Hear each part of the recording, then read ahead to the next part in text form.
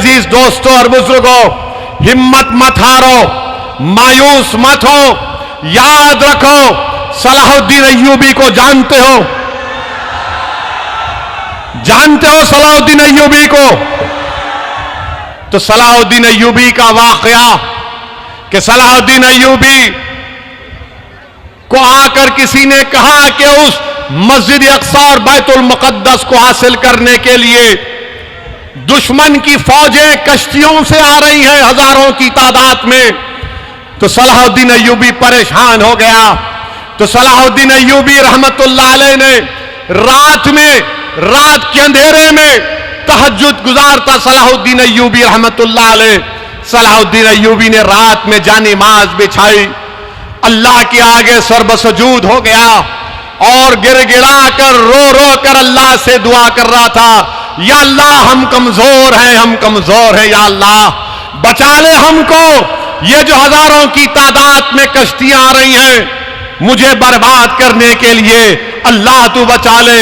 रात भर सलाहुद्दीन अय्यूबी रोता रहा, सिसकियां लेता रहा और जब फजर की नमाज के बाद सलाहुद्दीन अय्यूबी ने एक अहले दिल से मुलाकात की और उनसे कहा कि हजरत आप भी दुआ फरमाइए कि मेरे मस्जिद अक्सा और बैतुल मुक़द्दस के लिए कश्तियां आ रही हैं। तो उस अहले दिल ने सलाहुद्दीन अय्यूबी का हाथ पकड़कर कहा कि बादशाह सलाहुद्दीन, तूने रात में रो कर अपने रब को मना लिया और तेरे आंसुओं की वजह से अल्लाह की रहमत जोश में आई और अल्लाह ने समंदर में तूफान लाकर उन कश्तियों को गरक कर दिया, डुबो दिया।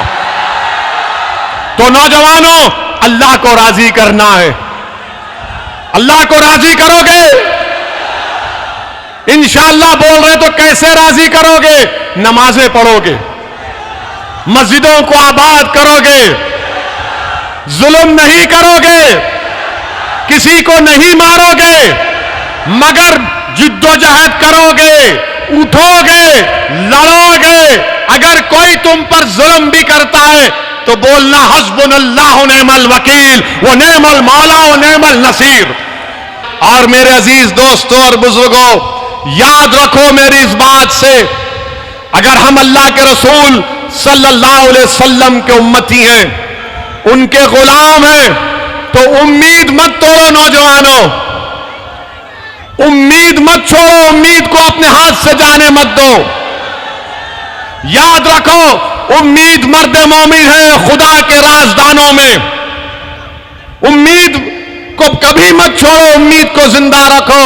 अल्लाह के सामने हाथ फैलाकर गिड़गिड़ा कर दुआ करते रहो, अल्लाह की रहमत जोश में आएगी। और तुम ये समझो मेरी इस बात को, ये जो बादल हैं जुल्म के, नाइंसाफी के, इंशाअल्लाह ये हटेंगे जरूर इंशाअल्लाह ताला। मगर याद रखो, आपको आगे बढ़ना पड़ेगा। जमहूरियत में, लोकतंत्र में आपको नेता बनना पड़ेगा और नेता बन के आपको अपनी पार्टी मजलिस इत्तेहादुल मुस्लिमीन को मजबूत करना पड़ेगा। आप अपने वोट से कामयाब करो अपनी पार्टी को। मेरी जिंदगी का, किसी की जिंदगी का भरोसा नहीं है। मुझ पर, मेरी गाड़ी पर 6 गोलियां तो चल चुकी हैं। मुझे अपनी जिंदगी की हरगिज परवाह नहीं है, अल्लाह जानता है। मैं मौत से नहीं डरता हूं, मैं मौत से नहीं डरता। मैं डरता इस बात से हूं कि जब खबर में जाऊंगा तो जब सवालात किए जाएंगे, जब वो चेहरे मुबारक दिखा जाएगा, तो मैं अल्लाह से दुआ करता हूं कि या अल्लाह मेरी जबान से निकले कि मैं इनका गुलाम हूं, मैं इनका गुलाम हूं।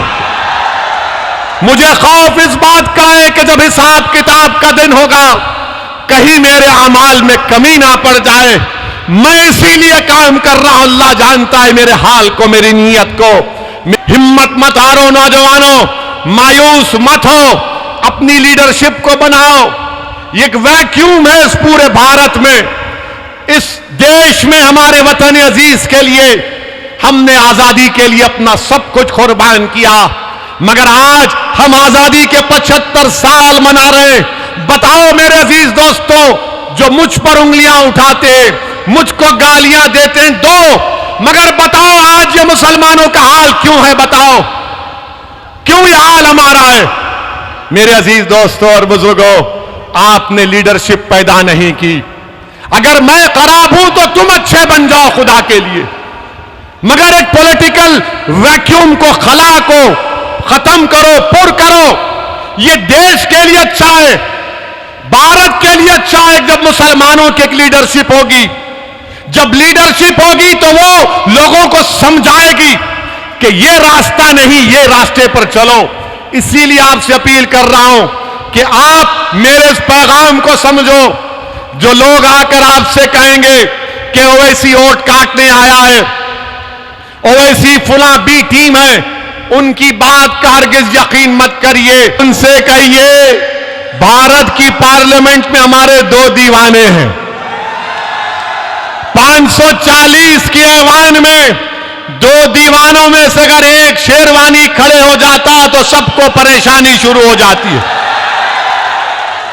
ये मिजाज पैदा करना है और हम इंशाअल्लाह ताला अल्लाह जरूर असदुद्दीन ओवैसी से ज्यादा काबिल, नेक, तकवा, परहेजगार लोगों को आपकी क़ियादत करने का मौका देगा।